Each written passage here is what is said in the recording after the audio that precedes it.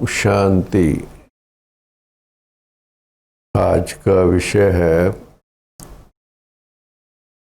Double light स्थिति।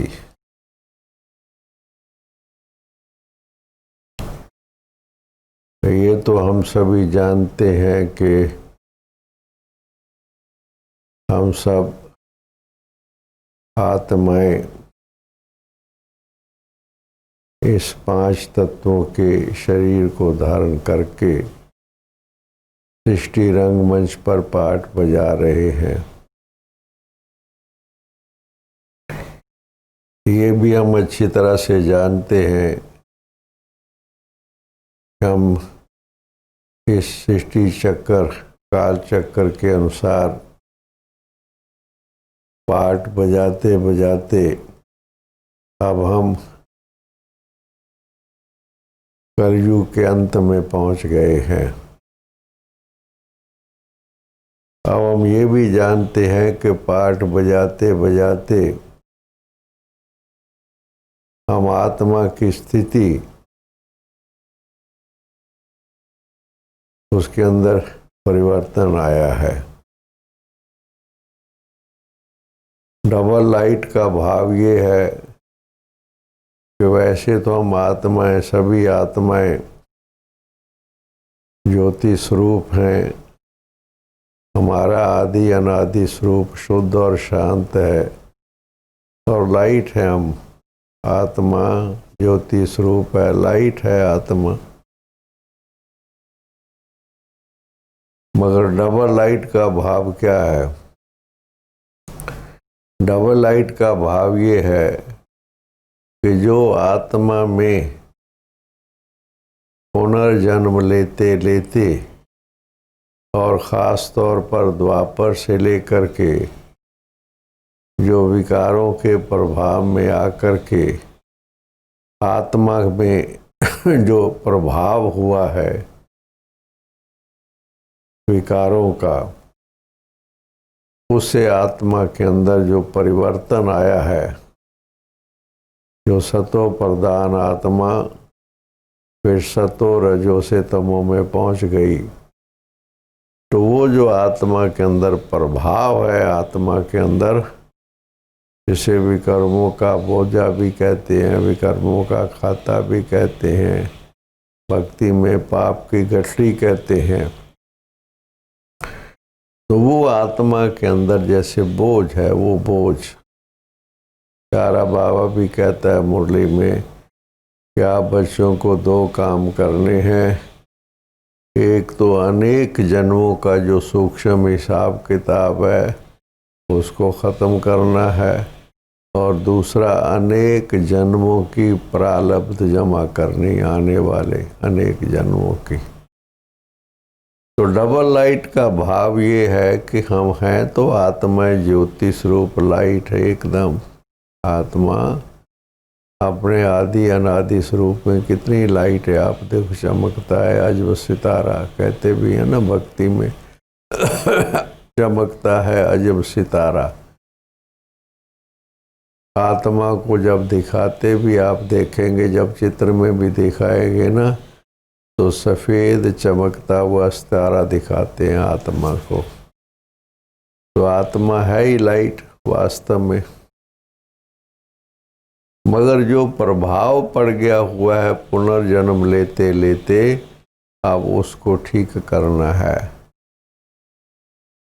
इसलिए इसको डबल लाइट का भाव ये है कि आत्मा का आदि अनादि स्वरूप तो लाइट है ही है, मगर अब उससे भी हमें अपने आप को मुक्त करना है अंदर में, जैसे क्लीन शुद्धिकरण जिसे हम कहते हैं एकदम। तो वो जो उसके लिए ये सारा जो प्रयास चल रहा है, शिव बाबा आ गया है और हम बच्चों को जो पुरुषार्थ करवा रहा है, तो उसमें मैंने देखा है मुख्य 4 बातें हमें करनी हैं और 4 बातें नहीं करनी है। अगर हम अपनी आत्मा को पुनः शुद्ध करना चाहते हैं, लाइट एकदम शुद्ध, कि आत्मा के अंदर कोई चीज़ ना रहे एकदम, फिर से सतो प्रधान, उसके लिए 4 बातें करना बहुत ज़रूरी है। हर बाबा के बच्चे को, जो भी बाबा का बच्चे अपने आप को समझते हैं, कोई भी हो, नया हो पुराना हो, 4 बातें करना बहुत बहुत ज़रूरी है। वो रेगुलर भी चाहिए, पंक्चुअल भी चाहिए,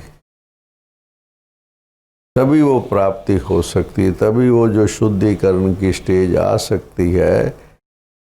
4 चीज़ें जो है, जो जमा के खाते को बढ़ाती हैं, जो हमारे अंदर वो चीज़ आ गई है, उसकी भेंट में हम साथ में पॉजिटिव एनर्जी, वो जो नेगेटिव एनर्जी हमारे अंदर आ गई है, उसके अंदर पॉजिटिव एनर्जी हम पैदा करते हैं 4 बातों से। पहली बात है कि अमृत वेले 4 बजे से पहले उठ जाना। बस स्वाभाविक, जैसे कि ये हमारी आदत, जिसे आदत बन जाए, बस अपने आप स्वतः ये तो करना ही है, जिसे कहते हैं आवश्यक, एकदम आवश्यक। हमारे उठने का टाइम 4 बजे से पहले निश्चित तौर पर, और उठ करके हम जैसे शिव बाबा की याद में बैठते हैं, जिसे हम अमृत वेला भी कहते हैं, ये पहली बात बहुत बहुत आवश्यक है।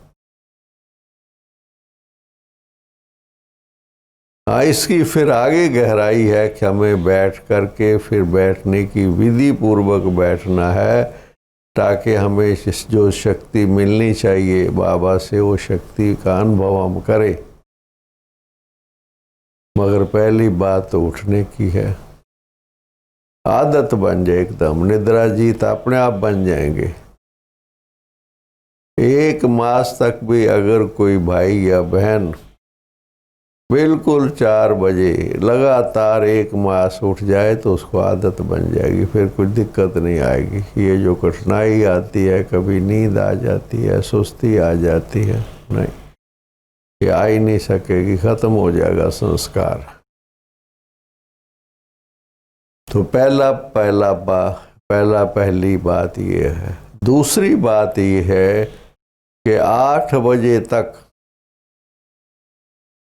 सुबह उठने के बाद लगभग 8 बजे तक हमें अपने आध्यात्मिक शक्ति को इकट्ठे करने में टाइम देना है।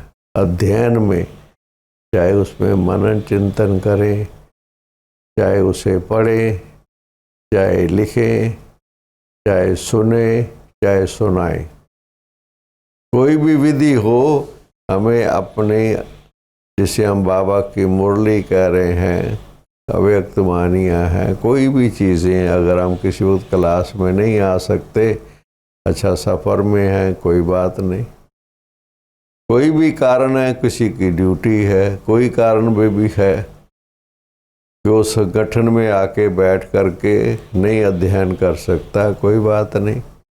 मगर अंदर संकल्प ये रखना है कि मैंने ये टाइम जो मेरा है, वो मेरा आध्यात्मिक शक्ति को इकट्ठे करने में जाना चाहिए, मेरा समय, कोई और बात नहीं। समाचार पत्र है और चीज़ें हैं, नहीं, ये चीज़ें बाद की बातें हैं। सुबह का टाइम हमारा लगभग 8 बजे तक,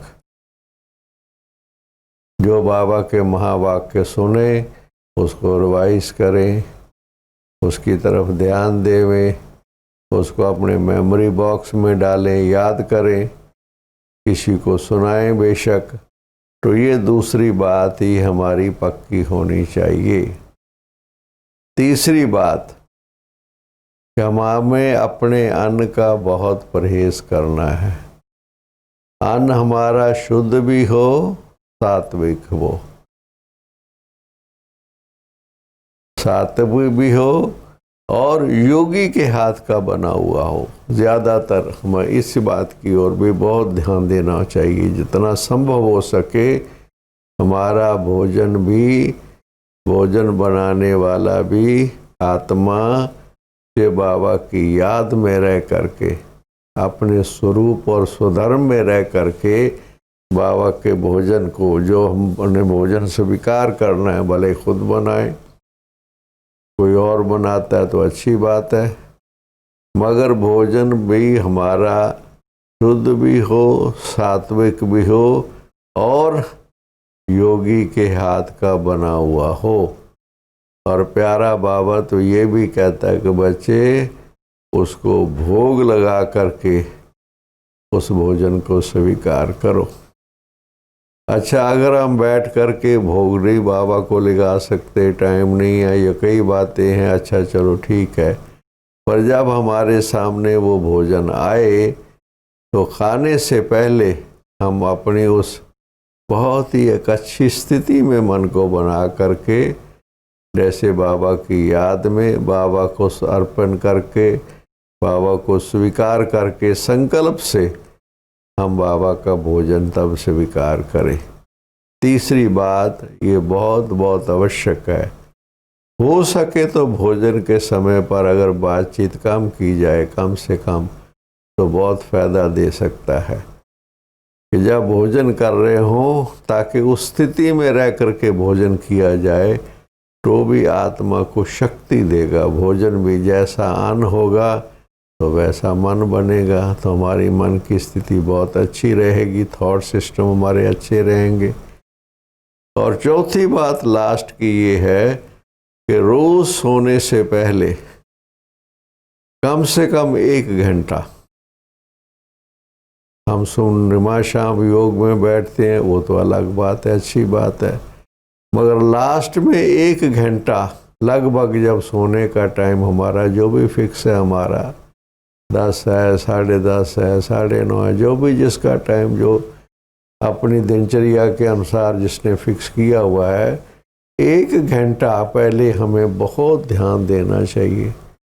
वो जो लास्ट का हमारा 1 घंटा है, वो हमारी नींद को भी सतोगुनी बनाता है और हमारा अगले दिन के अमृत वेले को भी शक्ति देता है।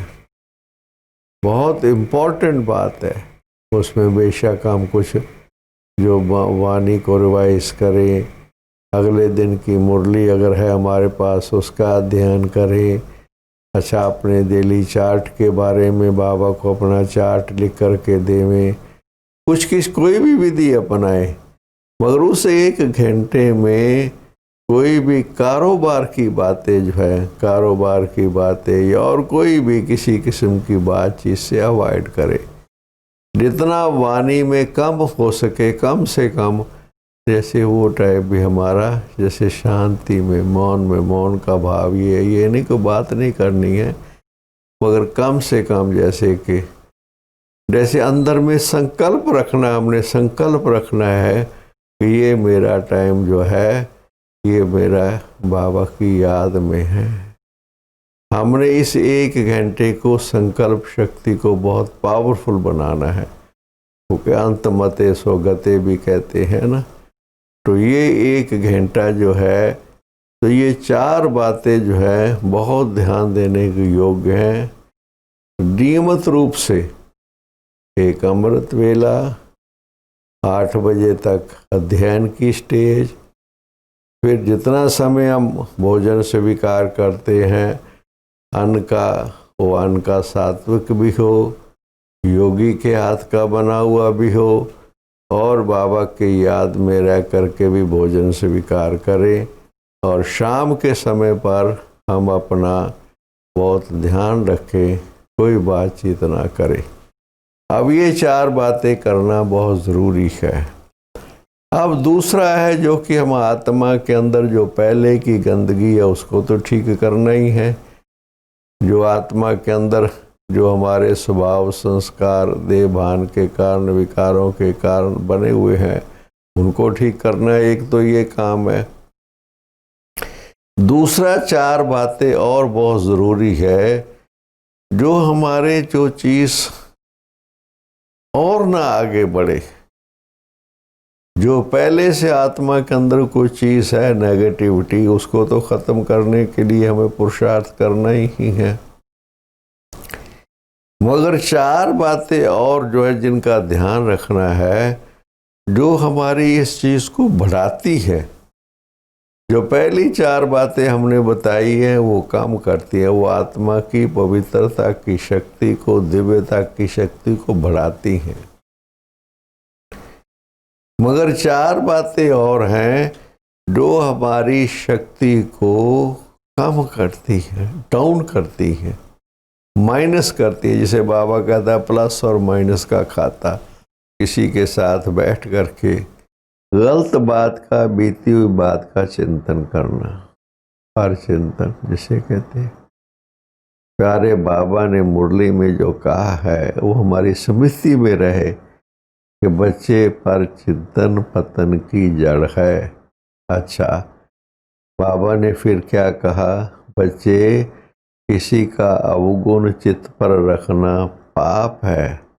अच्छा, फिर बाबा ने क्या कहा? बच्चे, किसी का अवगुण का वर्णन करना महापाप है। देखिए आप, ये क्या चीज़ है?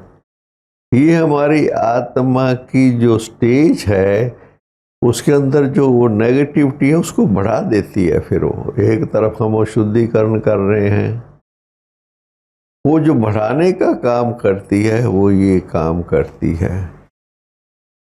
हमें पता नहीं लगता, हम ऐसे सहज स्वभाव बैठ जाएंगे, किसी की कमी कमजोरी का एप्रिशिएट नहीं करेंगे, क्रिटिसाइज जो बाबा ने कहा, जैसे कर नुक्स निकालेंगे उस आत्मा के अंदर, जैसे कि उससे दूसरे के मन के अंदर उसके भाव को बदलने की कोशिश करेंगे, बजाय उसके अंदर मन के अंदर उसके लिए कोई अच्छी भाव पैदा करें, उसके लिए हम दूसरे भाव पैदा करते हैं। आप देखिए कितना बड़ा बड़ा गलत काम, महापाप। जैसे कि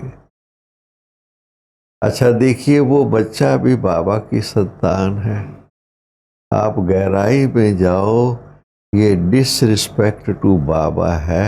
अंदर में देखिए, आप बहुत गहराई में जाइए, ऊपर ऊपर की बात नहीं है। जो उसने बाबा को अपना कहा कि बाबा मेरा, मैं बाबा का, चाहे वो कैसा भी है, बाबा उसको एक्सेप्ट कर रहा है। और हम उस बच्चे की, बाबा के बच्चे की कमियां, कमजोरियां, क्या क्या चीज़ें उसके बारे में वातावरण बना रहे हैं। ये डिसरिस्पेक्ट टू बाबा है। इसकी बड़ी कड़ी सज़ा है आत्मा को, बहुत बड़ा। जैसी आत्मा सदगति की बजाय जैसे कहाँ चली जाएगी आत्मा। ये बोझ है, ये लाइट नहीं है आत्मा इसे, और उसका कई प्रकार का फिर भोगना पड़ता है। फिर ऐसा कर्म जो होता है, ज़रूर है उसका फल तो मिलेगा ना किसी रूप में, जो श्रीमत का उल्लंघन किया ना हमने। इसलिए ये महापाप है, इससे बचना चाहिए। दूसरी बात जिसकी तरफ हमारा ध्यान चाहिए, खास तौर पर आजकल ये जो मोबाइल या टीवी है या डिजिटल सिस्टम्स आए हैं, इनका बहुत ध्यान से प्रयोग करना चाहिए। इसलिए सबसे अच्छा ये है कि इसका कम से कम प्रयोग किया जाए, और अगर किसी के पास नहीं है तो सबसे अच्छा है। मोबाइल वगैरह ये चीज़ें जो है, इनका कोई ख़ास फ़ायदा नहीं है। हाँ, जिनका कोई कारोबार रहता है, बिजनेस है, और अच्छा यूज़ करना पड़ता है, अच्छा चलो ठीक है, फैसिलिटी है, एक अच्छी बात है। मगर इसके अंदर कितनी नेगेटिव चीज़ें हैं आप अंदाज़ा नहीं लगा सकते। अगर कोई उसका प्रयोग करने लग जाएगा, गलत आदतें पड़ जाएंगी। कोई सीनरीज देखेगा, कोई फिल्म देखेगा, कोई सीरियल देखेगा, क्या क्या चीज़ें उसके अंदर है जो टाइम को बर्बाद कर देती हैं। और जो देखेंगे हम, उसका असर ज़रूर आएगा हमारे ऊपर, आप देखेंगे। इसलिए इन चीज़ों का तरफ भी हमारा ध्यान बहुत कम जाना चाहिए। ये भी हमारी नेगेटिव एनर्जी को बढ़ाती हैं। तीसरी बात जो हमारी अंदर हमारी नेगेटिव को बढ़ाती है, वो है समाचारों की लेन देन। आजकल जैसे कोरोना की बात है या और कोई बात है, क्या क्या नहीं दुनिया में गलत हो रहा है, गलत हो रहा है। जो आज सारा दुनिया में सारा अखबार आज क्या चीज़ है, सारी गलत, जो गलत खबरें होती हैं वही खबरें मानी जाती हैं। All bad news are good news for the newspaper, वो तो उनके लिए है ना।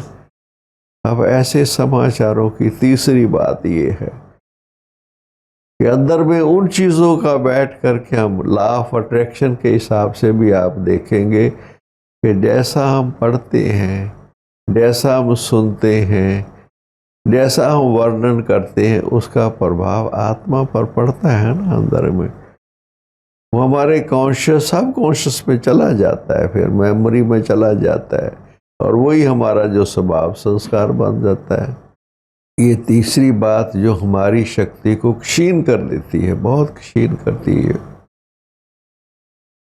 क्या क्या चीज़ें आप देखें, जो टाइम वेस्ट करने वाली बातें हैं, ख़ास मैंने देखा। अच्छा, और कुछ नहीं है, जैसे हम फ्री बिल्कुल हैं, जैसे को खाली होता ना व्यक्ति जिसके पास कोई काम धंधा नहीं। अब प्यारे बाबा ने हमें इतना काम दिया हुआ, बच्चे वाणी का अध्ययन करो।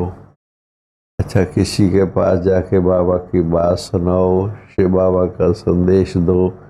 कितनी ऐसी चीज़ें हमारी दिनचर्या के अंदर हैं जो बाबा ने हमें बिजी रखने के लिए कहा गया। कहाँ हमारे पास टाइम इन बातों के लिए, दुनियावी समाचार के लिए। कईयों को गेम्स का इंटरेस्ट होता है, पता नहीं क्या क्या इंटरेस्ट होते हैं, जैसे दुनियावी रीत, लौकिक दुनिया की बातें। हम तो ब्राह्मण बच्चे हैं ना, हमारी क्या जैसे जीवन है, हमारी लाइफ बिल्कुल अलग है। जैसे हम तो ब्राह्मण है ना, ब्राह्मण का क्या माना, ब्राह्मण तो बड़ा मुख वंशावली है ना। हम तो विश्व के आधार मूर्त उधार मूर्त तरह। देखो बाबा किस नज़र से हमें देख रहा है, बच्चों को। हम अपनी पोजीशन में रहे ना, हम अपनी जो बाबा हमें टाइटल दे रहा है, वरदान दे रहा है, उसमें हम रहे। हमें हल्के में क्यों लाइट नीचे क्यों आ जाते हैं? तो नीचे आने से क्या होगा कि वो जो अंदर में चीज़ों का इफेक्ट आ जाएगा, नेगेटिविटी का। तो कहाँ आत्मा डबल लाइट बनने के बजाय और ही आत्मा के अंदर तो गिरावट आ जाएगी, नीचे की नेगेटिविटी ऐड हो जाएगी ना इसके लिए। और लास्ट में ये जैसे बात, हम चौथी बात ये है कि बहुत ज़्यादा अपने बोल की ओर ध्यान देना चाहिए। सबसे ज़्यादा जो इंस्ट्रूमेंट स्थिति को नीचे ले जाता है, अपनी भी और दूसरों की भी, वो हमारी मुख कर्म इंद्री है। सबसे ज़्यादा ये मुख कर्म इंद्री पर जिसने कंट्रोल कर लिया वो राजा बन जाएगा। सिंपल सी एक कर्म इंद्री है, देखो मुख। आप कोई आपसे बात करता है आकर के, अच्छा कोई भी बात करे, कई लोग तो साधारण ही बात करते हैं, आपसे ठीक बात करते हैं। मैंने देखा कोई लोग साधारण बात भी करेंगे ना, उनको भी कई लोग टेढ़ा जवाब देते हैं, जैसे उनके अंदर आदत है। अच्छा बोलने का संस्कार नहीं है उनका, दूसरे को डिस्टर्ब करने का संस्कार है। बोल से दूसरा डिस्टर्ब हो जाता है। अब जो डिस्टर्ब होगा, उसके जो थॉट्स डिस्टर्ब होंगे, वो किसके खाते में जाएंगे? ये सूक्ष्म हिसाब किताब नहीं आता कईयों को। अच्छा, हम ठीक बात नहीं कर सकते, ठीक से ठीक बात कर रहे हैं तो बड़ी कॉमन सी बात है, ये तो सहज बात है। मगर इसके अगली स्टेज यह है कि अगर कोई डिस्टर्ब भी है किसी वजह से भी कोई व्यक्ति आके डिस्टर्ब है और थोड़ा सा बात करने का उसका जो विधि ठीक नहीं है, शब्द ठीक नहीं है, अच्छा फिर क्या हुआ?